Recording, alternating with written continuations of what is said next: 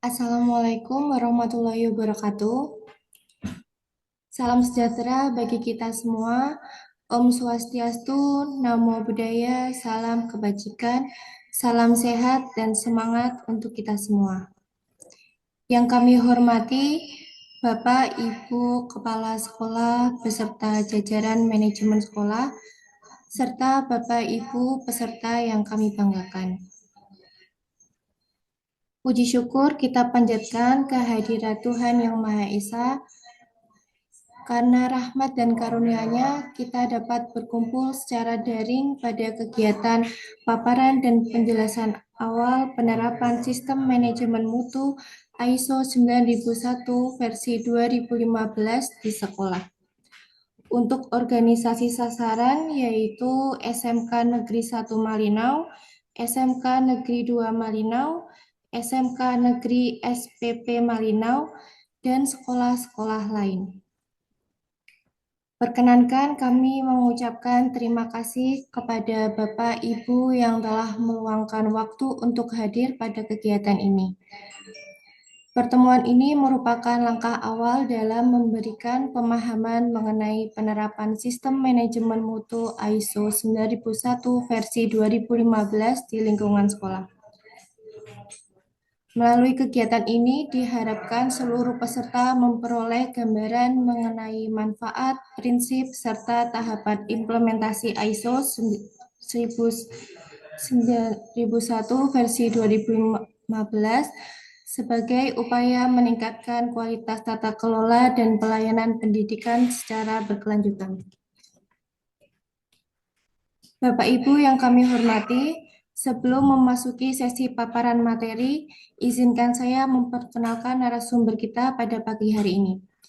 Narasumber kita adalah Bapak Ifar Kusradi Derajat, STME, selaku Direktur PT Faza Inovasi Mulia, sekaligus seorang lead auditor, konsultan, dan instruktur sistem manajemen yang telah memiliki pengalaman lebih dari 15 tahun untuk mendampingi berbagai institusi pendidikan di Indonesia. Beliau merupakan lulusan sarjana teknik elektro, magister teknik lingkungan, dan saat ini sedang menempuh program doktor manajemen pendidikan. Selama perjalanan profesionalnya, beliau telah menjadi lead auditor dan instruktur pada berbagai perguruan tinggi, politeknik, sekolah, maupun instansi pemerintah, di antaranya yaitu Politeknik Pembangunan Pertanian, Kementerian Pertanian RI, Universitas Atmajaya Indonesia, Universitas Soeki Japranata, Stikes Pemerintah Provinsi Jawa Tengah, Politeknik Semarang, Universitas Lampung, Universitas Diponegoro, serta berbagai SMK di Indonesia. Dengan pengalaman yang beliau miliki, kami yakin paparan yang akan disampaikan pada pagi hari ini akan memberikan wawasan yang komprehensif mengenai penerapan sistem manajemen mutu ISO 9001 versi 2015 di lingkungan sekolah, sekaligus menjadi bekal dalam mempersiapkan implementasi sistem manajemen mutu yang efektif dan berkelanjutan. Tanpa mengurangi rasa hormat, marilah kita ikuti bersama paparan dari narasumber kita. Kepada Bapak Ifar Kusradi Derajat, STME, kami persilahkan. Terima kasih. Wassalamualaikum warahmatullahi wabarakatuh.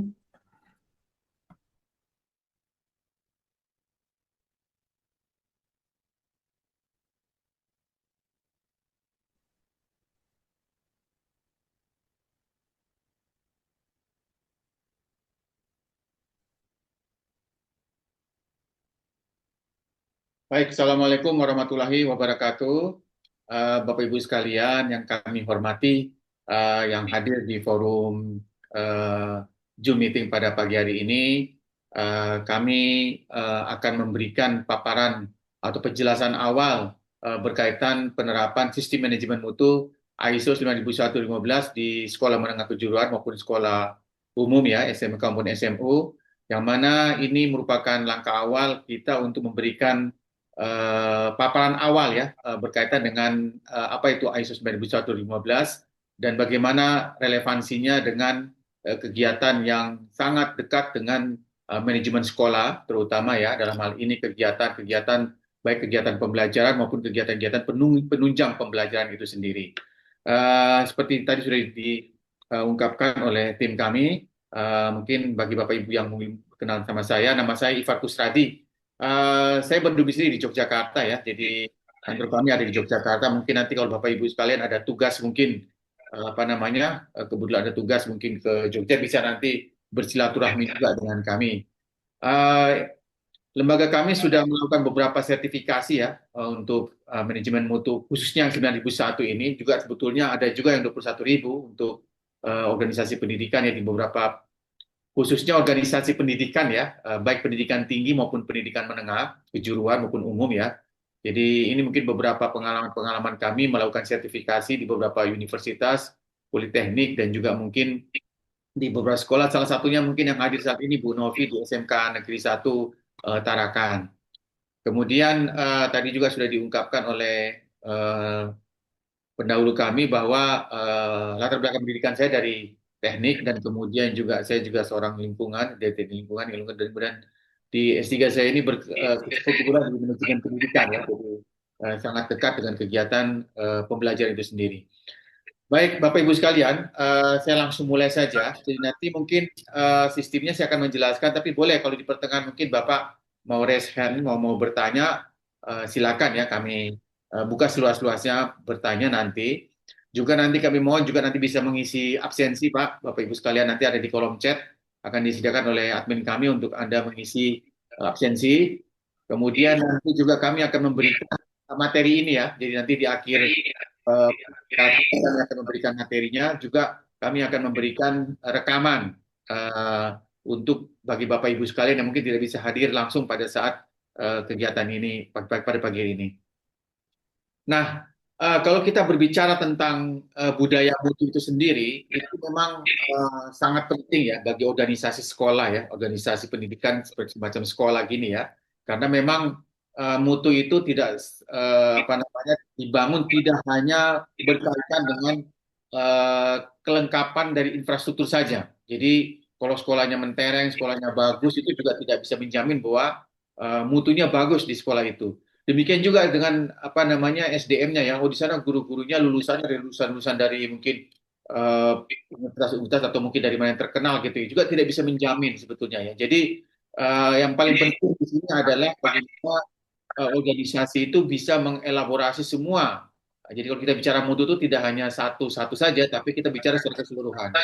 Sehingga kalau kita bicara mutu, berarti kita berbicara juga berkaitan dengan sistem yang diadopsi oleh organisasi pendidikan tersebut. Ya, karena ini menjadi poin yang sangat penting. Jadi bukan hanya berkaitan dengan sarana prasarana infrastruktur saja, tetapi juga berkaitan dengan apa namanya orang-orang yang mengelola atau tata kelola dalam organisasi itu.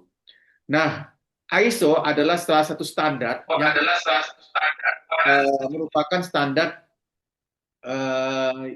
internasional ya. Jadi kita menggunakan standar internasional. Ini sebenarnya sudah lama sekali ya, di Indonesia itu sudah cukup lama. Bahkan dulu waktu zamannya RSBI, mungkin kalau Bapak Ibu sekalian masih ingat, itu bahkan diwajibkan ya. Itu sempat di beberapa sekolah di seluruh Indonesia itu sempat untuk menerapkan sistem ini ya, ISO 9001 ini, sistem manajemen mutu ini, karena memang sistem manajemen mutu ISO internasional ini tidak terlepas dari persyaratan-persyaratan secara global ya, persyaratan-persyaratan secara dunia, yang mana yang kita adopsi dan kita elaborasikan dengan persyaratan-persyaratan yang ada di negara kita itu sendiri. Nah, kondisi yang terjadi biasanya kebanyakan di sekolah itu adalah berkaitan misalnya dengan program kerja ya. Ya, program kerja itu biasanya kalau sekolah itu parsial, ada masalah-masalah gejala-gejala yang belum terintegrasinya persoalan ini. Kemudian yang tidak kalah penting adalah SOP. Jadi kalau misalnya sekolahnya itu sekolah negeri ya.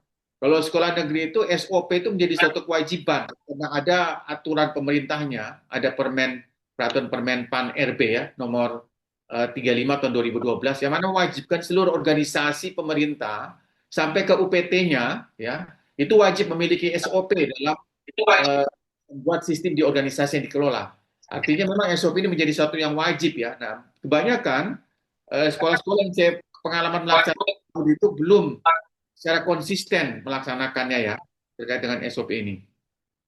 Kemudian ada juga pergantian kepala sekolah yang seringkali menyebabkan perubahan arah kebijakan secara drastis ya. Jadi eh, lebih kepada eh, people-nya, orangnya, person-nya ya. Jadi personalnya gitu ya. Jadi kalau misalnya nanti kepala sekolahnya ganti, maka sekolahnya yang tadinya mungkin bagus gitu ya, kemudian bergeser, ada pergeseran ya. Jadi manajemennya berbasis pada manajemen orang gitu ya. Nah ini yang apa namanya yang gejala-gejala yang muncul pada saat-saat ini ya kebanyakan seperti itu. Jadi ketika ganti kepala sekolah atau mungkin ganti gurunya atau mungkin siapa yang mungkin dia sebagai apa namanya sebagai key person atau sebagai orang yang menjadi penggerak utama itu ketika pindah maka seolah-olah organisasi sekolah itu mengalami pergeseran gitu ya. Kemudian juga dokumentasi kegiatan yang belum tertata rapi ya, sehingga ketika sistem kearsipan kita itu agak ya agak tidak rapi, agak sulit kita mencari data dan seterusnya ya. Ini juga menjadi problem sekolah saat ini. Kemudian juga eh, orientasinya masih berpedoman pada administratif ya. Jadi yang penting lengkap, laporan lengkap, tetapi esensi dari mutu itu tersebut tidak hanya pada kelengkapan administratif saja ya. Jadi kalau kita bicara kualitas atau mutu itu tidak hanya pada tataran administratif saja, itu juga harus secara keseluruhan. Nah, ada beberapa sekolah yang secara administratifnya lengkap gitu ya, baik dokumen digitalnya maupun dokumen non digitalnya tertata dengan rapi, sistem kearsipannya juga bagus, tapi tidak mencerminkan juga bahwa sekolah tersebut terlihat baik gitu ya.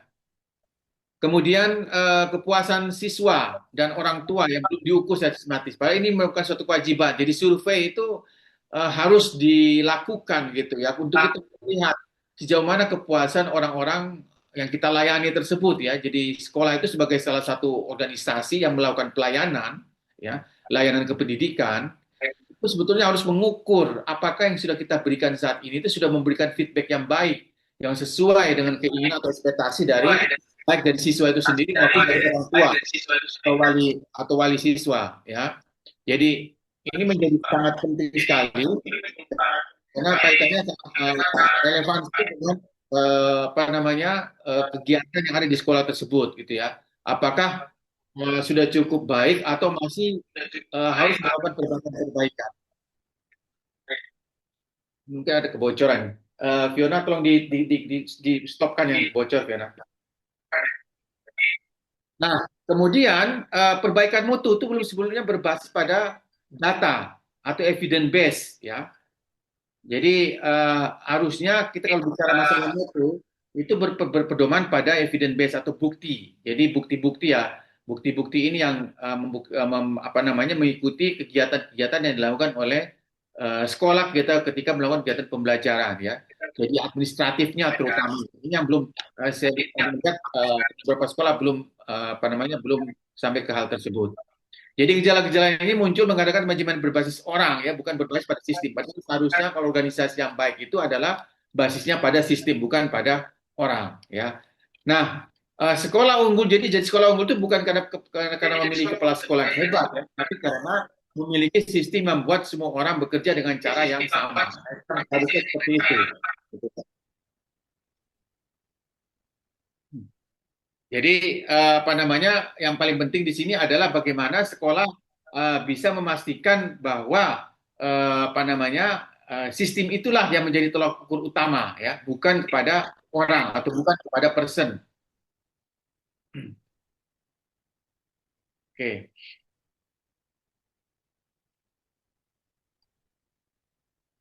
Nah, kemudian apa sih yang menjadi tantangan ya? Yang menjadi tantangan di era seperti sekarang ini ya, apalagi mungkin di era global seperti saat ini, itu memang apa namanya problem-problem utama muncul bermunculan ya. Jadi ada tantangan-tantangan yang harusnya bisa ditangkap oleh sekolah yang menjadi sangat kompleks ya. Misalnya kurikulum yang berubah.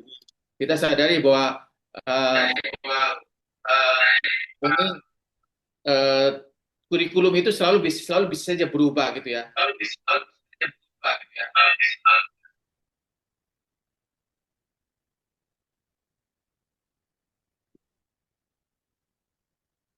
Yova,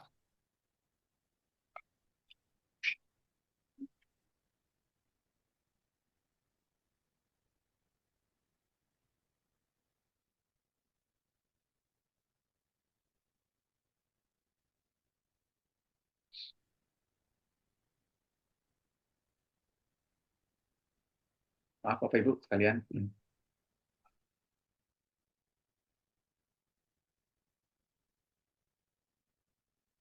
Ya, mohon maaf.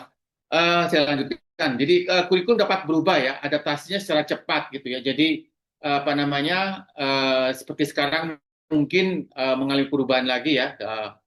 Misalnya pembelajaran mendalam gitu ya. Nah, ini karena ada evaluasi dan seterusnya. Kemudian juga ada pergantian guru dan pimpinan, sehingga biasanya yang kami pahami, pengalaman kami melakukan audit di beberapa sekolah itu, ketika terjadi pergantian pimpinan atau pergantian guru, maka jejaknya itu hilang gitu ya. Jadi tidak ada handover gitu ya. Jadi kira-kira apa yang harus dilanjutkan, apa memori yang sebelumnya itu tidak berjalan, sehingga ini apa namanya juga menjadi problem, jadi masalah gitu ya. Jadi keberlanjutan itu agak sulit karena terjadi pemberhentian. Ketika guru itu pindah atau mungkin kepala sekolah itu pindah, maka semua dokumen dan segala macam yang berkaitan dengannya itu bukan dibawa semuanya, jadi tidak ada jejak yang tertinggal.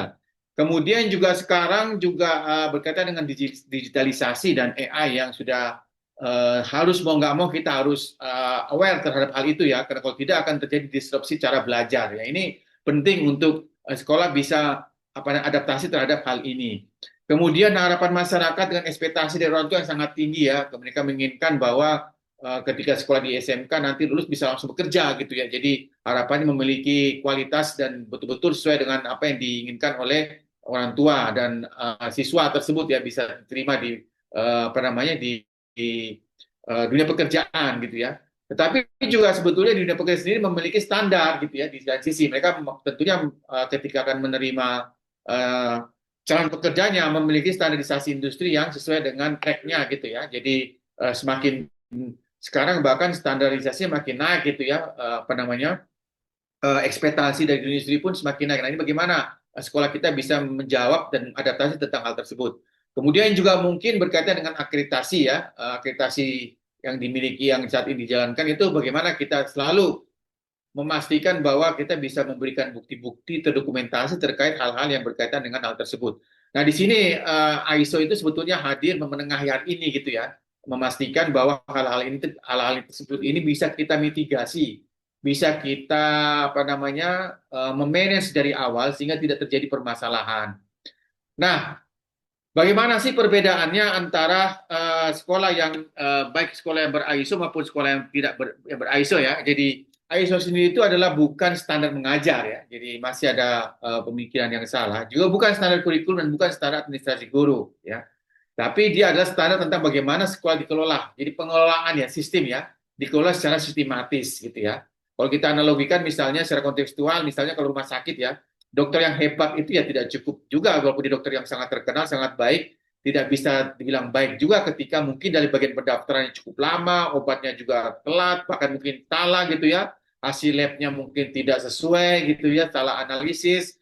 Ini akan mengakibatkan pasien kecewa. Jadi tidak menjamin seorang dokter yang hebat yang bagus begitu ya, tapi ketika dia di rumah sakit yang si manajemennya itu tidak baik ya, otomatis juga jadi jelek akhirnya gitu ya. Ya demikian juga dengan sekolah gitu ya, guru yang hebat, kepala sekolah yang hebat tidak cukup ya, tapi bagaimana sekolah tersebut yang menjadi kuat. Yang hebat tuh bukan orang, bukan apa namanya orangnya, tapi sekolahnya gitu ya, nama organisasinya itu yang hebat gitu ya. Jadi tidak pada personnya, tapi pada sistem yang ada di organisasi tersebut. Nah, biasanya kalau sekolah-sekolah yang sudah ber-ISO itu otomatis dia memiliki budaya kerja, manajemen data, dan penanganan krisis arah kemajuan. Ini biasanya menjadi poin-poin yang sangat bisa dilihat ya. Jadi kalau misalnya sekolah yang sudah ber-ISO itu biasanya ya kebanyakan ya sepanjang dia menjalankan dengan benar, itu akan bekerja berdasarkan sistem dan standar yang disepakati. Berarti ada budaya, ada kultur di sekolah tersebut terhadap sistem ya.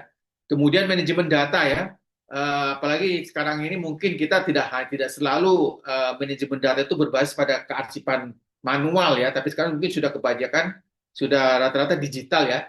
Bapak Ibu guru mungkin waktu menyusun dokumen pembelajaran juga rata-rata saya yakin sudah berbasis digital. Nah ini bagaimana sekolah menjawab hal ini agar data-data digital tersebut tetap dalam kerangka terarsip dengan baik dan data-data tersebut tetap dimiliki oleh sekolah. Nah, bagaimana traceability terhadap hal tersebut? Kemudian menangani krisis ya, krisis ini bagaimana masalah yang dicatat sebagai bukti analis dan penyebabnya. Jadi misalnya kalau permasalahan-permasalahan yang berkaitan dengan kegiatan KBM atau pembelajaran itu sendiri, dan bagaimana sekolah menyelesaikan atau memiliki bukti-bukti terdokumentasi terhadap hal tersebut. Kemudian juga arah kemajuan, bagaimana peningkatan mutu dirancang dan direncanakan ya. Jadi ada proses planning, ada proses perencanaan yang betul-betul mengarah kepada perbaikan itu sendiri. Baik, saya lanjutkan mungkin ke chapter kedua ya tentang manajemen. Apa itu manajemen sistem mutu itu sendiri? Nah, ISO ISO adalah standar standar internasional ya. Jadi ISO 9001 2015 itu adalah standar internasional. Jadi memang ini diterbitkan dari luar gitu ya, tapi sudah masuk di Indonesia. Di Indonesia nanti pasti sebelum dia masuk akan di litsus dulu oleh SNI dan BSN ya, Badan Standarisasi Nasional, Standar Nasional Indonesia. Ketika nanti diakui sama mereka, ketika sudah di SNI kan, sudah didapat BSN-nya, baru nanti dia boleh dipakai, dikembangkan di negara kita. Nah, ini memang sudah lama ya, jadi ISO itu sendiri bukan mengatur bagaimana guru mengajar, tetapi memastikan seluruh ekosistem pendidikan itu dikelola dengan sistematis dan menghasilkan layanan yang bermutu. Ya, nah biasanya kalau kita simpulkan itu apa yang kita kerjakan itu direkam gitu ya atau ditulis. Kemudian apa yang sudah kita rencanakan, apa yang sudah kita plotkan, apa yang sudah kita programkan itu harusnya dikerjakan gitu ya. Kemudian harus dibuktikan juga bahwa apa yang kita kerjakan itu memiliki bukti-bukti terdokumentasi ya. Jadi ada bukti-bukti secara terdokumentasinya. Kemudian juga bagaimana kita melakukan evaluasi secara objektif terhadap hal-hal yang sudah kita lakukan ya, dan memperbaiki secara berkesinambungan atau konsisten kita melakukan perbaikan secara continual improvement. Nah ini yang dimaksud sendiri dengan ISO itu sendiri. Jadi pada prinsipnya ISO itu tidak mengatur ya, jadi tidak mengatur tentang bagaimana cara kita how to-nya itu tidak ya, tidak mengatur belajar segala macam tidak, tapi bagaimana kita memiliki sebuah sistem yang bisa membuktikan apa yang sudah kita lakukan, apa yang sudah kita kerjakan, apa yang sudah kita evaluasi itu betul-betul memiliki bukti-bukti terdokumentasi dan juga kita bisa melakukan analisa perbaikannya. Nah, poinnya ada di situ. Nah, mengapa sertifikasi menjadi sangat mendesak untuk sistem mutu di sekolah ya? Jadi tantangan internalnya tuh ada, tantangan internal juga ada eksternal ya. Jadi ada dua poin di sini, yaitu kalau internal misalnya bagaimana ketika terjadi pergantian pimpinan secara berkala ya, karena pasti akan terjadi hal itu tidak bisa dihindari. Variasi tingkat kompetensi antar guru yang berbeda-beda juga ya. Kemudian ada sistem administrasi yang belum seragam, ada juga SOP yang belum sepenuhnya terdokumentasi. Ini tantangan-tantangan internalnya. Kemudian secara eksternalnya adalah perubahan kurikulum nasional, ya ini memang selalu kita laksanakan, kita lakukan ya. Dan kita mau nggak mau harus adaptif untuk hal ini. Kemudian harus digitalisasi pendidikan yang sangat masif, persaingan ketat antar sekolah, harapan dan standar masyarakat yang cukup tinggi. Jadi stakeholders kita itu memiliki ekspektasi yang luar biasa. Nah, ISO 9001-2015 ini berfungsi sebagai penyeimbang, ya, memastikan sekolah itu tetap konsisten dalam memberikan layanan prima meskipun terjadi perubahan secara dinamis baik di dalam maupun di luar institusi. Jadi kehadiran ISO ini sebetulnya memastikan bahwa meskipun terjadi perubahan, tetapi tidak apa namanya tidak akan merusak tatanan sistem yang sudah ada karena memang sudah ada sistem yang apa namanya berkaitan dengan hal ini. Kebetulan juga saya mengambil disertasi S3 saya berkaitan dengan hal ini ya, berkaitan dengan manajemen perubahan dalam sekolah. Nah, bagaimana kita membangun budaya mutu sekolah ini ya? Jadi kebanyakan memang sekolah-sekolah yang sudah bersertifikasi ISO itu masih pada tataran pajangan saja ya. Jadi sudah tersertifikasi tapi belum melaksanakan sepenuhnya ya apa yang menjadi persyaratan-persyaratan di dalam standar-standar tersebut. Jadi sehingga tidak terasa gitu akhirnya ya. Sudah tersertifikasi tapi tidak terasa kalau sudah tersertifikasi. Karena memang sistem yang jalan di dalam organisasi sekolah yang sudah tersertifikasi ISO itu tidak terlihat.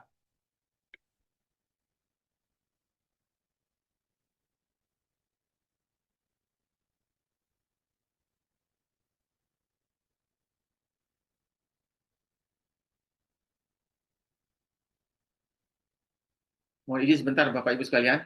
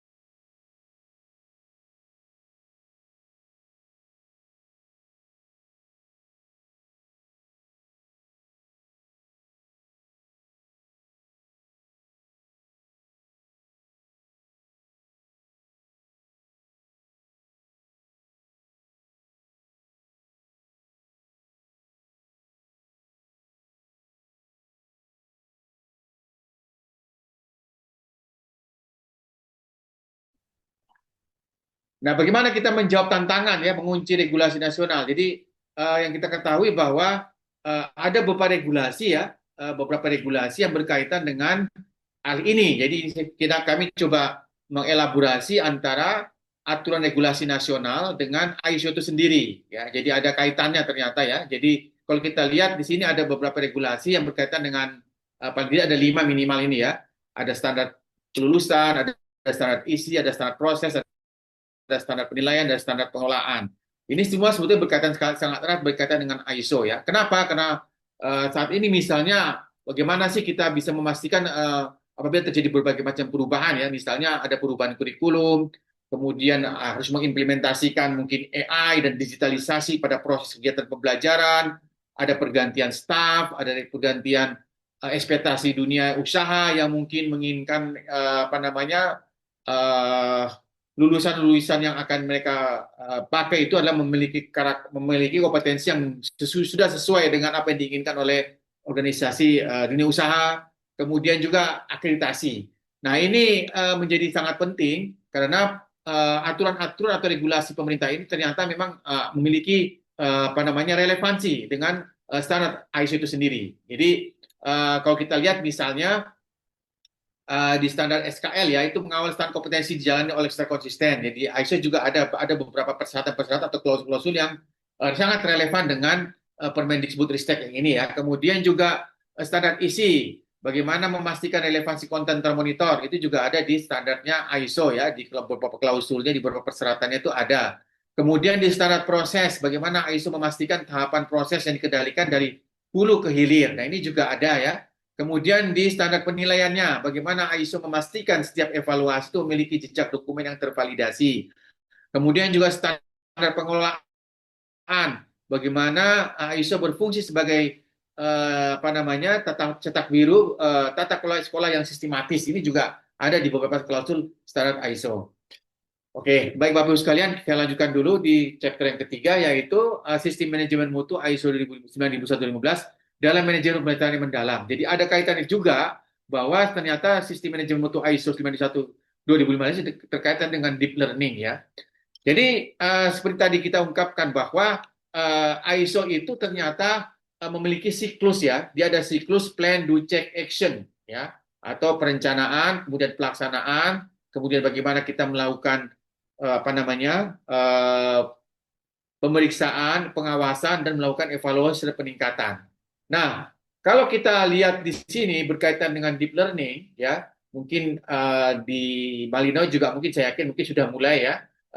Ini kan ada 3 poin yang terpenting di situ ya. Ada mindful learning, kemudian ada meaningful learning, dan ada joyful learning ya. Bagaimana sadar dan berfokus pada potensi unik anak, kemudian di meaningful-nya bagaimana relevannya dengan kehidupan nyata, kemudian joyful learning-nya adalah menyenangkan dan bermakna. Jadi pendidikan bermakna ini menjadi poin sangat penting ya. Jadi guru selesai mengajar itu belum tentu siswa itu paham ya. Dan bagaimana buktinya siswa belajar, serta bagaimana mengukurnya.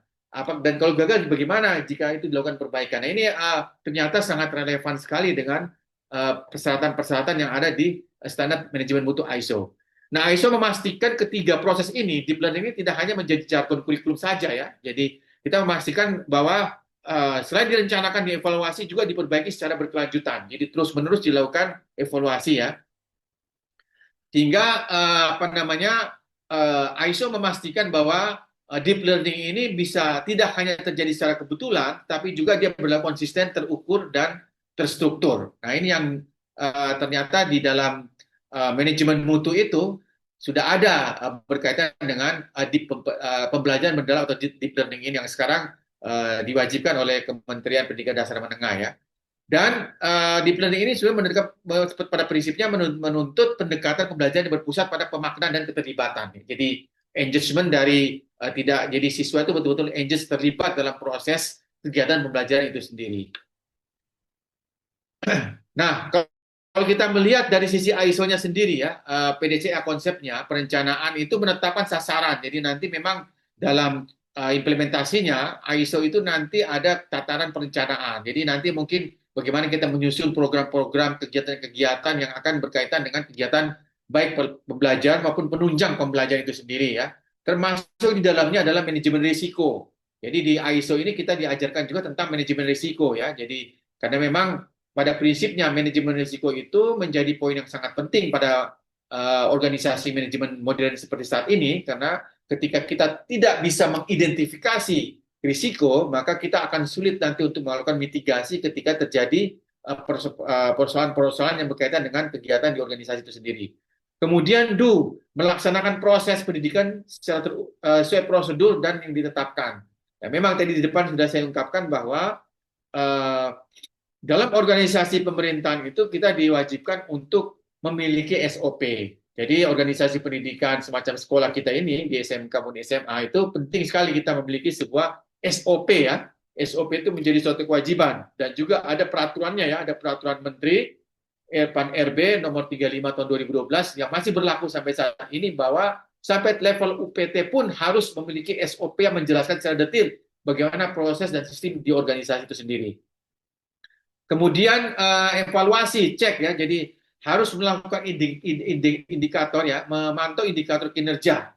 Jadi kalau nanti sekolah-sekolah kita ini sudah ber-ISO, tentunya nanti ada yang namanya internal audit. Kita melaksanakan audit internal, kita melakukan evaluasi secara diri sendiri, mengecek diri kita sendiri, memeriksa diri kita sendiri, apakah yang sudah kita lakukan itu sudah benar atau belum ya. Jadi ada audit internal yang mungkin nanti akan ditunjuk auditor-auditor internal yang akan melaksanakan audit internal terhadap organisasi sekolah itu sendiri, ya, untuk mengukur paling tidak apa sih yang masih menjadi masalah atau apa sih yang menjadi kekurangan berdasarkan indikator-indikator, misalnya hasil survei, hasil komplain mungkin dari orang tua atau dari stakeholders, atau mungkin ada masukan-masukan mungkin dari stakeholders yang harus kita perbaiki dan harus kita tidak lanjuti, ya. Kemudian nanti kita lakukan perbaikan atau inovasi untuk menyempurnakan agar sistem kita ini semakin lama semakin matang ya, jadi level maturity-nya semakin baik ya. Ini yang menjadi poin sangat penting. Jadi PDCA ini adalah poin yang sangat kritikal dan krusial dalam penerapan sistem manajemen mutu ISO 9115 di siklus ada di sekolah kita. Termasuk di dalamnya juga adalah bagaimana kita dalam menyusun alur pembelajaran ya, atau ATP ya, alur tujuan pembelajaran dan mitigasi kendala dalam kelas misalnya. Ini juga menjadi poin di level ketika wali kelas atau mungkin guru kita melakukan kegiatan belajar dalam kelasnya. Kemudian bagaimana mengeksekusi pengajaran ya, melakukan eksperimen, observasi dan diskusi, kemudian melakukan asesmen pemahaman ya, baik formatif maupun sumatif, validasi target dan realisasi, dan juga melakukan perbaikan terhadap siklus perbaikan hasil kita melakukan evaluasi itu sendiri. Nah, ada 4 pilar utama ya dalam bahasa sekolah mungkin kalau kita terjemahkan dari ISO tersebut. Adalah pertama bahwa ISO itu 9115 ini adalah yang pertama dia fokus kepada pelanggan. Pelanggan dalam artinya peserta didiknya ya. Jadi orang tua itu menitipkan 3 tahun pada sekolah kita itu tujuannya adalah tidak hanya mengharapkan ijazah tapi juga karakter, kompetensi dan masa depan yang lebih baik. Tentunya itu harapan dari stakeholders, terutama orang tua ya, wali murid gitu ya. Kemudian dari sisi kepemimpinan, kepala sekolah sebagai dirjen orkestra ya, dalam hal ini tidak hanya memainkan musik tapi dia memainkan semua bermain harmonis, bagaimana dia melakukan sinkronisasi dan harmonisasi semua entitas yang ada di dalam organisasi sekolah yang dipimpin itu betul-betul berjalan sesuai dengan tupoksinya ya. Jadi tupoksi itu betul-betul berjalan, jangan sampai tidak berjalan. Nah, ini menjadi poin yang sangat penting. Kemudian evidence base. Jadi data ya, berarti kalau kita bicara evidence base itu data. Data berarti ada informasi terdokumentasi. Ya, ini menjadi sangat yang penting ya. Misalnya siswa sekarang malas, diubah menjadi datanya mana, berapa persen. Nah, apa indikator misalnya kan seperti itu ya. Nah, ini mungkin terjadi di beberapa sekolah seperti itu. Sekolah sebagai sistem berantai, ada input, proses, belajar, ada asesmen kelulusan, ada dunia kerja. Jika satu gagal, maka hasilnya juga akan gagal. Ini memang satu keterkaitan ya, jadi ya ada poin keterkaitan di pendekatan proses itu sendiri, bahwa sekolah itu menjadi poin yang sangat penting dalam kegiatan belajar mengajar. Nah, kalau kita lihat dari beberapa contoh ini saya cuplik beberapa persyaratan. Jadi dalam ISO itu nanti ada yang namanya persyaratan, biasanya disebut sebagai klausul gitu ya. Jadi ada konteks organisasi, ada kepemimpinan, ada perencanaan. Misalnya contoh konteks organisasi, bagaimana memetakan tantangan sekolah ya, siapa sih sebenarnya pelanggan kita utama ya, kemudian apa kebutuhan industri dan masyarakat saat ini, apa risiko terbesar dari sekolah, ini menjadi jawaban yang harus dijawab oleh sekolah ya. Kemudian dari sisi kepemimpinannya ya, mengevaluasi peran kepala sekolah, bagaimana bukti kepemimpinan ditunjukkan, bagaimana budaya mutu dibangun secara nyata, karena memang ini harus dibangun ya, budaya mutu atau kultur budaya atau kultur dalam sekolah yang berkaitan mutu memang harus dibangun, didevelop dengan baik sehingga dia menjadi bagian dan tak terpisahkan dari jalannya organisasi sekolah itu sendiri. Kemudian di perencanaan, mitigasi risiko kritis, bagaimana rencana mitigasi jika guru pensiun ya, jangan sampai ada kekurangan guru ya. Kemudian PPDB turun, terjadi bullying, sarpras rusak, kemudian kurikulum berubah secara tiba-tiba dan tidak bisa kita melakukan mitigasi. Nah, hal ini harus adalah perencanaan dan di ISO akan diajarkan bagaimana kita mengantisipasi tentang hal ini ya dalam manajemen risiko. Kemudian kalau kita ambil contoh mungkin di klausul 7, apakah kompetensi guru cukup ya? Apakah pelatihan sudah terarah? Apakah sarana prasarana yang ada saat ini sudah memadai? Bagaimana dokumentasi kita, sistem informasi dokumentasi kita, bagaimana sistem kearsipan kita, baik yang digital maupun non-digital. Nah, ini ada di persyaratan nomor 7. Contoh di persyaratan nomor 8, misalnya operasional, bagaimana integritas PPDB ya, bagaimana kualitas pembelajaran, bagaimana objektivitas asesmen, penilaian, dan pembelajaran evaluasi yang dilakukan, bagaimana pelaksanaan PKL, bagaimana efektivitas pelayanan bimbingan konseling. Nah, ini ada di persyaratan klausul 8 dalam ISO 9001-2015. Kemudian di klausul 9 misalnya evaluasi kinerja. Apakah kita sudah melaksanakan audit internal? Apakah kita sudah melakukan survei kepuasan kepada stakeholders? Apakah kita sudah melakukan tracer study untuk alumni? Sudah sampai mana saat ini? Apakah kita sudah melakukan evaluasi data? Nah, ini ada di klausul 9 terkait dengan sistem manajemen organisasi. Kemudian di klausul 10 ya contohnya bagaimana belajar dari kegagalan, keluhan, temuan audit, hasil asesmennya seperti apa. Bagaimana kita mengubah menjadi inisiatif perbaikan yang nyata. Ini ada di klausul 10 contohnya ya. Jadi kalau kita lihat sih memang secara garis besar klausul-klausul atau persyaratan-persyaratan ISO ini sangat relevan sekali dengan dunia pendidikan. Jadi sangat relevan ya.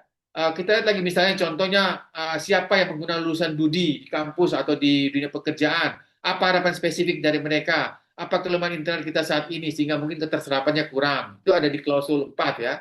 Di klausul 5 misalnya bagaimana kepala sekolah menunjukkan komitmen mutunya.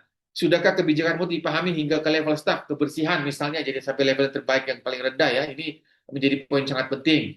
Di klausul 6 berbicara tentang risiko misalnya ya, potensi risiko guru inti pensiun, bagaimana kita memastikan tidak sampai kita kekurangan guru gitu ya. Fasilitas mungkin bengkel, workshop mengalami kerusakan ya atau dan sebagainya.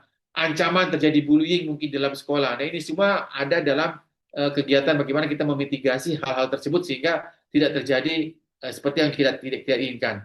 Demikian juga dengan fasilitas-fasilitas, bagaimana tenaga guru kita dilatih, diberikan pemahaman kembali tentang kurikulum yang terakhir ya, kurikulum merdeka maupun kurikulum deep learning ini. Nah, ini semua juga merupakan persyaratan dari ISO di klausul 7 ya. Bagaimana tertib dokumen para Bapak Ibu guru setelah menyusun bahan ajar, bahan pembelajaran modul ajar. Nah, itu bagaimana memastikan dokumen-dokumen tersebut tetap terintegrasi dan dimiliki oleh sekolah sehingga akan dengan mudah nanti ketika dibutuhkan akan mudah dievaluasi. Kemudian juga berkaitan dengan lingkungan ya. ISO juga mengajarkan tentang lingkungan, bagaimana lingkungan belajar yang aman, bersih, sarana memadai, ya kebersihan gitu ya.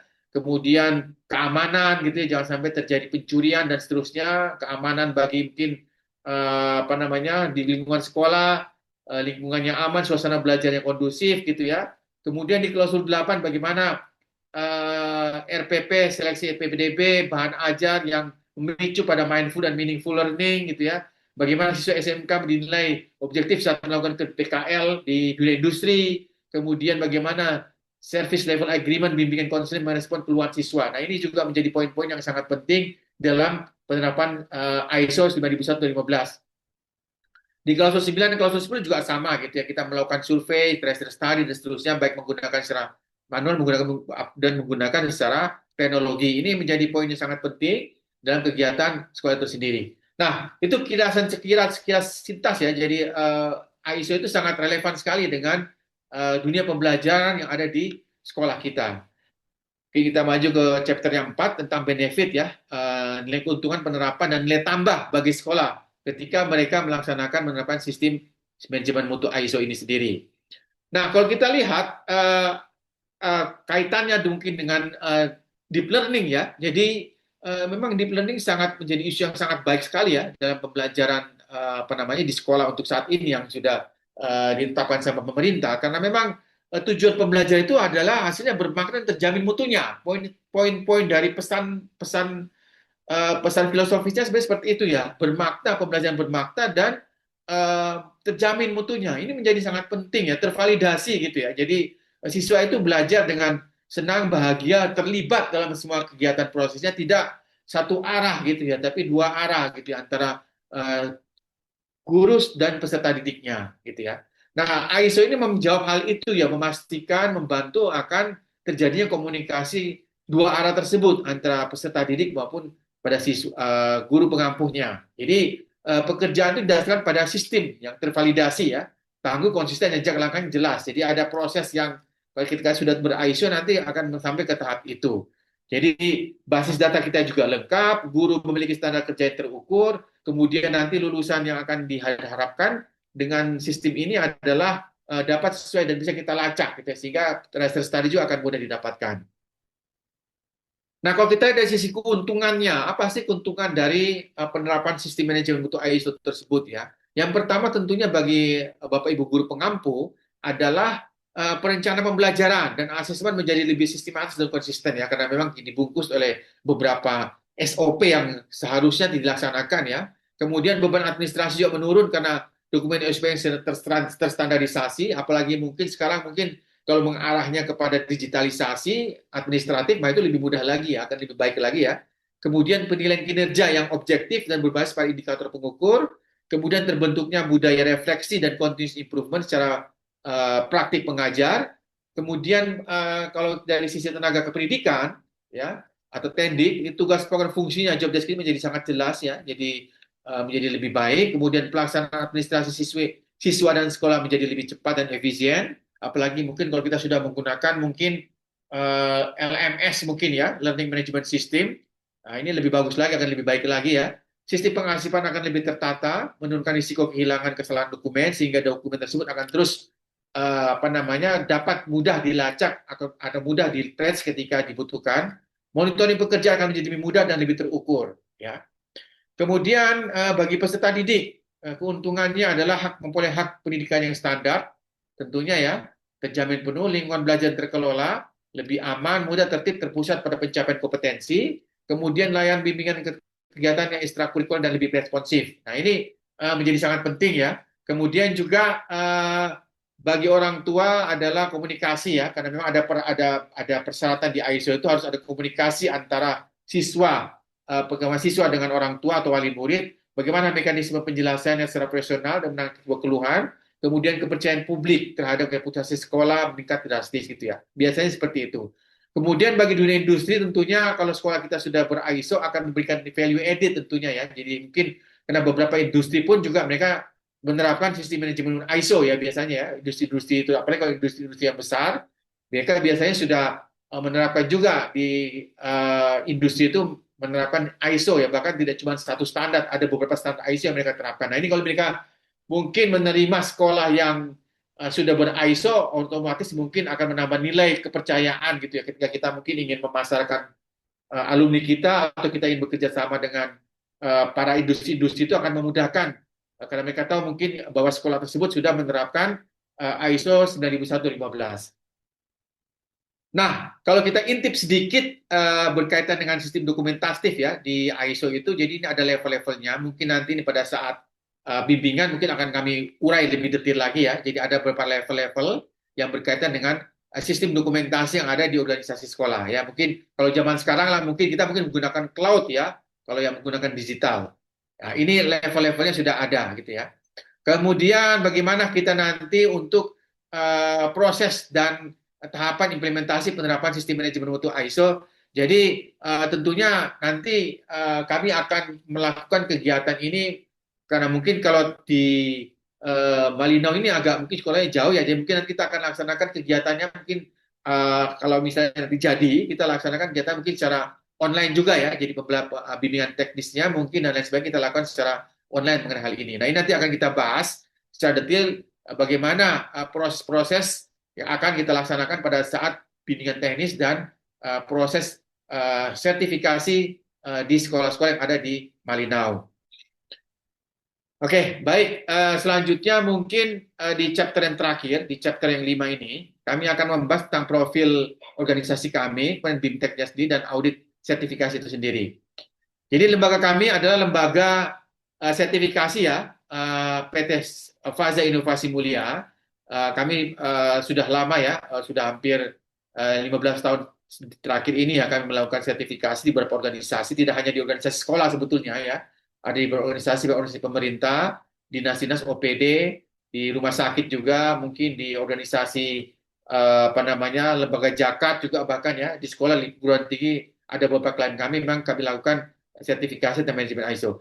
Nah, organisasi kami ini sudah terakreditasi secara internasional ya. Jadi ini contoh-contoh logonya yang mungkin nanti kalau sekolah Bapak Ibu sudah tersertifikasi bisa menggunakan logo-logo ini ya untuk sebagai bukti sekolah Anda sudah terakreditasi. Jadi logo-logo yang di kami paparkan ini bisa Anda pakai untuk ketika mungkin membuat proposal mungkin dengan industri atau mungkin kerjasama Anda boleh menggunakan logo-logo ini dalam kegiatan pembelajaran juga di dokumen-dokumen sekolah dan seterusnya boleh ya digunakan logo-logo yang berbasis logo internasional ini.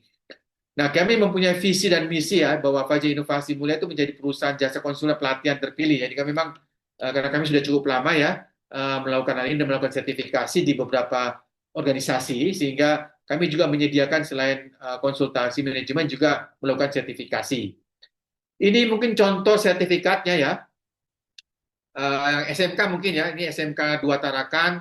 Ini sudah cukup lama dengan kami ya, bahkan sudah sejak tahun 2013 ini SMK 2. Kemudian SMK di Jawa mungkin kami contoh ini Karya Nugraha di Boyolali dan mungkin ini juga bukan ada kepala sekolah ini Bu Novi ini kita SMK Negeri 1 Tarakan ini juga sudah ISO sudah cukup lama juga ya dan masih melanjutkan sampai saat ini untuk penerapan sistem manajemen mutu ISO 91/2015.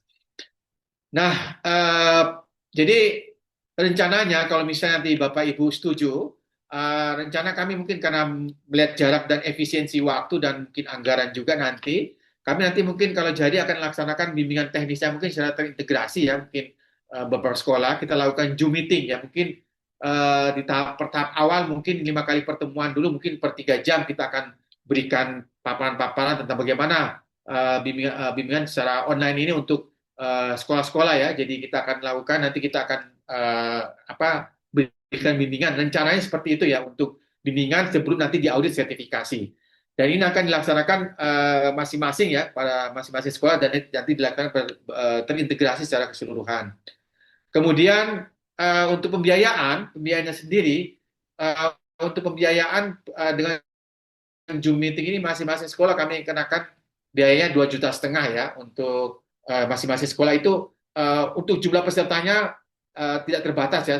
Semua kami harapkan semua guru bisa ikut ya, yang terutama mungkin yang berkaitan dengan manajemen mutu bisa ikut semuanya. Nanti juga kami akan memberikan e-sertifikat bagi peserta yang mengikuti pelatihan ISO ini dan juga sertifikat internal audit ya untuk melaksanakan audit internal. Jadi kami membebankan biaya untuk proses Zoom ini per sekolah adalah 2,5 juta.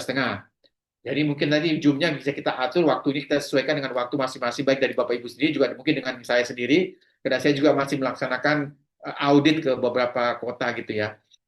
Kemudian nanti setelah waktunya selesai kita melaksanakan bimbingan, nah ini kita akan adakan audit sertifikasi. Nah ini harus datang kalau ini ya, jadi harus datang langsung ke sekolahan, kita harus kunjung langsung ya, jadi visitasi langsung mungkin 2 hari, 1 atau 2 hari gitu ya, di masing-masing sekolah sesuai dengan ruang lingkup sekolahnya. Nah ini biayanya ini per sekolah kami bebankan 14 juta untuk masing-masing sekolah ya pada saat laksanakan audit sertifikasi di sekolah-sekolah yang ada di Kota Malinau.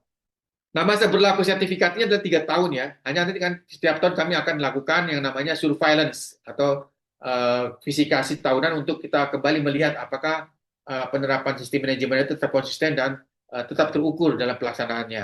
Jadi kalau kita ambil secara detik, secara keseluruhannya untuk total biaya yang dibutuhkan itu sekitar 16.500.000 untuk per sekolah ya.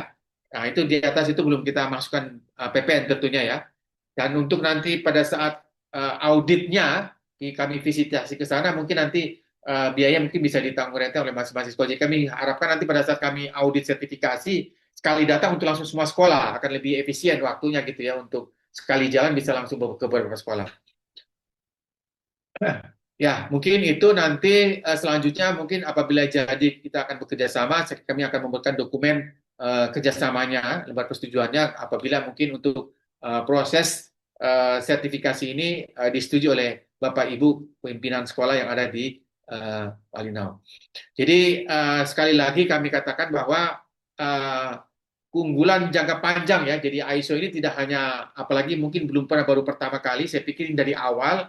Jadi mungkin otomatis pasti nanti ada dinamikanya dalam penerapan sistem ini ya. Jadi kami, tapi itu ada level maturitinya ya. Jadi sekolah itu akan, budaya ini akan, memang namanya budaya itu harus tidak langsung lagi sekali jadi, tapi bertahun-tahun gitu ya. Tapi dengan adanya sertifikasi ISO ini akan membimbing, memberikan pedoman kepada Bapak Ibu sekalian, kepala sekolah dan tim manajemen sekolah untuk senantiasa aware terhadap mutu itu sendiri. Jadi ISO itu bukan tujuan akhir ya, melainkan alat untuk membangun sekolah yang mampu belajar, berubah, dan terus meningkatkan mutu.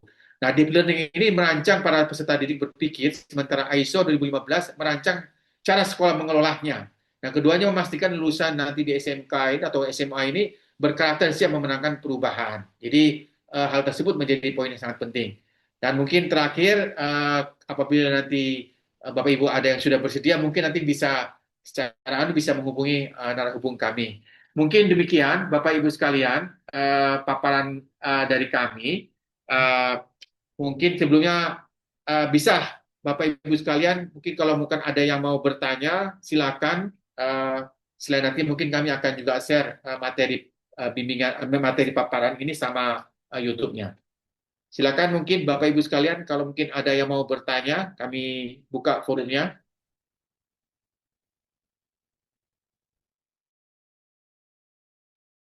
Terima kasih Pak Ivar. Ini kebetulan Pak Kadis ada di SMK Negeri 1, jadi Bu Novi masih membersamai beliau. Tapi kemarin saya minta bendahara SMK Negeri 1 untuk berbincang di sini terkait dengan pembiayaan ini diambil dari mana gitu. Boleh ya Pak Ivar ya? Ya, bisa Bu. Ya, sebentar ya. Pak Batan, apakah ada di Zoom? Ya, Bu, siap, Bu. Ya, silakan Pak Batan. Kalau tahun lalu, meskipun beliau ini resign jadi bendahara ya, tapi waktu Pak Ivar ke sini, ini Pak Batan. Ya, silakan Pak Batan. Ya, siap. Dengarannya, Bu, ya, suara saya? Ya, Dengar Pak. Iya.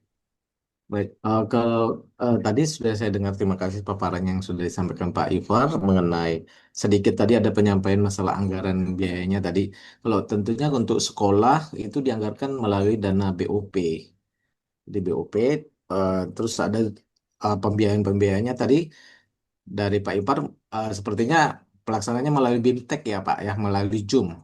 Nah, Ya, sementara kalau kami di SMK 1 kemarin memang tatap muka. Jadi ada pembiayaan-pembiayaannya itu berupa kegiatan untuk ATK BIMTEK-nya, makan minumnya, terus penginapan auditor, eh, antar jemputnya auditor, tiketnya, terus eh, cetak spanduknya, terus ya sama biaya registrasi tadi yang sudah disampaikan oleh Pak Ipar.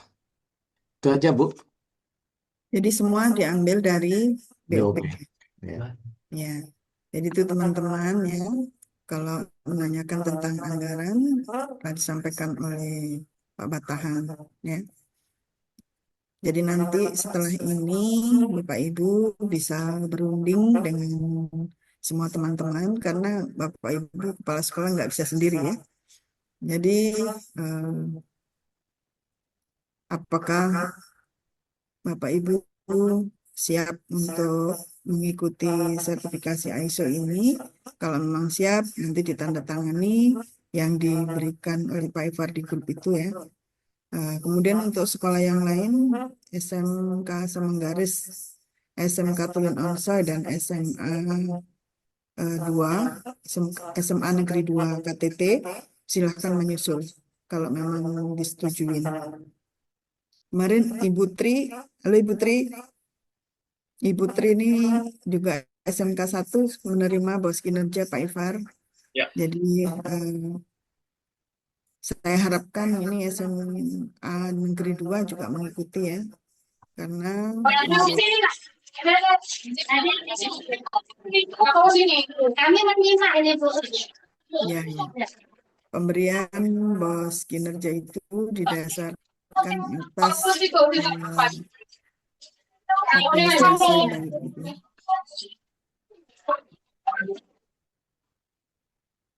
Ya, saya berharap semua sekolah ikut ya, gitu. Ya, terima kasih. Kalau ada pertanyaan kan, Bapak Ibu.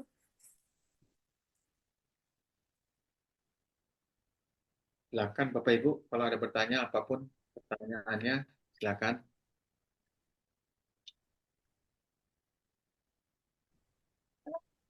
Izin Ya. Bu, Silakan. Ya.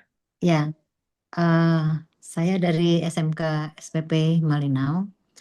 Ya, sangat menarik sekali ya. Sudah ada beberapa sekolah yang memang sudah tergabung di dalam kegiatan ISO ini. Bahkan sudah ada yang sejak SMK 2 ya, sejak 2013. Dan memang sudah menunjukkan bahwa sekolah mereka sudah sangat maju dan dalam pelaksanaan sistemnya seperti itu. SMK 1 Tarakan juga sudah masuk kalau tidak salah tahun lalu ya Bu ya, Bu Novi ya. Ya sebenarnya sekolah-sekolah yang ada ini juga sangat tertarik ya bergabung di dalam ISO ini. Namun memang kita tidak bisa menutup mata terkait anggaran ya Pak ya, karena memang tadi sudah disampaikan ada nominalnya di situ. Tadi juga disampaikan dari SMK Tarakan mengatakan dari BOP ya.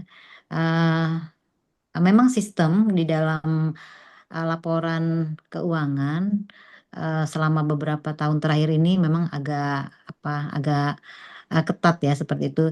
Seperti eh, dalam mengeluarkan anggaran itu biasanya itu diminta untuk memasukkannya di dalam Arkas. Jadi eh, misalnya tahun ini kita merencanakan mengikuti misalnya seperti itu, mungkin dari tim keuangan di provinsi itu setuju-setuju saja, tetapi beberapa tahun terakhir ini mereka meminta kita untuk memasukkannya di dalam Arkas tahun lalu seperti itu. Jadi tahun ini kita bisa menjalankan atau kita bisa menggunakan anggaran itu ketika itu sudah dimasukkan di dalam Arkas. Nah, memang tahun lalu kami juga belum sempat memasukkan itu dalam Arkas untuk BOP karena kita juga bingung ini masuk di BOP kah atau masuk di anggaran BOS seperti itu kan. Biasanya kalau yang untuk kegiatan-kegiatan yang lebih ini kita masukkannya di BOS seperti itu. Tapi tadi mungkin di BOP karena BOP hingga saat ini juga belum ada beritanya apakah akan ada atau bagaimana itu juga belum ada. Jadi ini memang berat ya karena masalah anggaran. Tapi dari kesiapan kami sebenarnya sangat mendukung sekali terkait pelaksanaan ISO ini karena ini sangat mendukung untuk kemajuan suatu sekolah ya. Sangat mendukung. Tetapi itu tadi karena berbicara tentang anggaran ini memang agak sulit kita karena ini bukan dana kita sekolah sendiri. Ini memang dana negara, uang negara yang memang pelaporannya sangat sangat apa ya, sangat bertambah semakin lama semakin apa namanya semakin dituntut untuk pertanggungjawabannya itu lebih detail lagi seperti itu. Ya mungkin nanti dari teman-teman yang bendahara mungkin lebih bisa dikoordinasikan lagi dengan tim keuangan di provinsi bagaimana supaya ini bisa terlaksana. Apakah bisa masukkan dalam pergeseran atau perubahan seperti itu? Mungkin itu yang harapan kita bisa kita laksanakan di tahun ini. Mungkin seperti itu Bu dari saya. Mohon bantuan dari Bapak Ibu yang lain. jika ada pengalaman seperti itu ya. Ya dari SMK 1 Tarakan tadi sudah menyampaikan pengalamannya menggunakan anggaran BOP mungkin, tapi nanti saling saling inilah bagaimana lah bendahara saling bertanya bagaimana caranya, diambil dari mana, apakah memang sebelumnya Tarakan ini sudah memasukkannya dalam AKAS, mungkin seperti itu. Jadi bendahara nanti mungkin saling diskusikan untuk terkait biaya ini. Mungkin itu Bu dari saya, terima kasih. Nah, baik, ini Bu Novi sudah hadir ya. Suaranya ini agak kayaknya di laptop aku nih. Coba Ibu di sini kah? Begini? Oh, nih. Ibu Novi sebentar. Ibu Novi, pertanyaan dari Bu Darvina, apakah dulu ISO ini direncanakan di draft ARKAS, di AKAS. Ya. Jadi, baik. Assalamualaikum warahmatullahi wabarakatuh. Waalaikumsalam. Selamat pagi. Mohon maaf baru bisa bergabung. Jadi ada kunjungan dari Pak Kacap. Jadi terkait ini anggarannya. Nah, terus terang memang anggaran ini kita memang bukan tidak dianggarkan, tapi kami tetap memasukkan di mana yang bisa sedikit. Karena kan memang sebelum melakukan itu kami juga berkonsultasi terkait biaya-biaya apa saja yang keluar. Jadi kemarin pertemuan kami dengan Pak Ifar waktu itu sekitar bulan Desember tahun 2024. Terus ada kegiatan kalau nggak salah di SMK Negeri 2 Tarakan. Karena Pak Ifar datang, kemudian informasi bahwa ISO kami memang sudah lama tidak aktif. ISO terakhir itu dengan Pak Alias sekitar tahun 2020. Jadi kami aktifkan pas Pak Ifar ke SMK Negeri 2 Tarakan, kami undanglah beliau, kami culiklah ceritanya untuk datang ke SMK Negeri 1 Tarakan, berbicara, terus akhirnya kita koordinasi, memang diawali dengan BIMTEK terlebih dahulu. Jadi dari pembicaraan dari bulan Desember 2024, realisasinya adalah BIMTEK dulu. Oh bukan, kemudian selanjutnya beliau melakukan kunjungan ke SMK Negeri 1 di akhir tahun itu juga. Akhir tahun untuk melihat sebenarnya kondisi ISO yang terakhir di SMK Negeri 1 itu seperti apa. Akhirnya berdasarkan arahan dari Pak Ipar, kami melengkapinya itu bukan melengkapi apa tuh dicari setengah mati itu enggak. Seapa adanya dulu begitu. Karena nanti kalau dari seapa adanya itu nanti diketahui apa-apa saja yang perlu dilengkapi. Nah, kemudian dalam rangka untuk menyegarkan kembali tentang ISO, maka diadakan kembali BIMTEK. BIMTEK-nya itu tanggal 15, 16, 17 Juli, pas di hari pertama sekolah, dan memang kita agak hati-hati Bapak Ibu, karena memang kan tugas kita memang melayani siswa gitu. Jadi yang paling utama adalah siswanya bersekolah. Tetapi di sisi lain kita juga mau ISO juga bisa jalan. Akhirnya kami meminta izin pertama kepada Ibu Pengawas konsultasi, kemudian kami sampaikan kepada Pak Kacap. Alhamdulillah mendapatkan izin. Itu pun kemarin kegiatan tuh tidak bisa full. Kita ngambilnya, kedengaran nggak? Kita ngambilnya itu hari pertama itu setengah hari, terus besoknya itu juga setengah hari gitu. Jadi si siswa masuk tapi setengah hari. Jadi mereka bersekolah tapi setengah hari, dan itu pun sudah atas izin dari Pak Kacap. Kemudian 15, 16, 17, 2025. Kemudian pada bulan November kalau tidak salah ya Pak Ifar, kita apa namanya Pak istilahnya tuh lupa saya. Surveillance audit, beliau datang dan alhamdulillah kami mendapatkan sertifikat ISO. Jadi memang ada proses dan memang harus kerja sama tim. Kalau kami itu kan menunjuk siapa, anggap aja ketua panitianya begitu. Kami kemarin tuh Ibu Nurbaini kami tunjuk sebagai manajemen mutu lah istilahnya. Kami tunjuk, kemudian beliau alhamdulillah kerjanya juga cepat, satset begitu, dan semuanya terkoordinir dengan baik. Maka proses ini meskipun kayaknya 1 tahun, tapi kita memang betul-betul kerja sama begitu. Terkait dari tadi yang anggaran tadi, saya memang selalu berkoordinasi dengan bendahara kami, Mas Batahan, di sebelah mana nanti yang kira-kira bisa dilakukan pergeseran-pergeseran. Dan memang kami sangat menginginkan ISO begitu. Demikian. Ya, kalau untuk manfaat, jadi kemarin kalau sekitar bulan Desember 2024, karena dulu itu kami sudah pernah ISO, terus ada jeda, sebenarnya memandu kita lebih tertib begitu ya.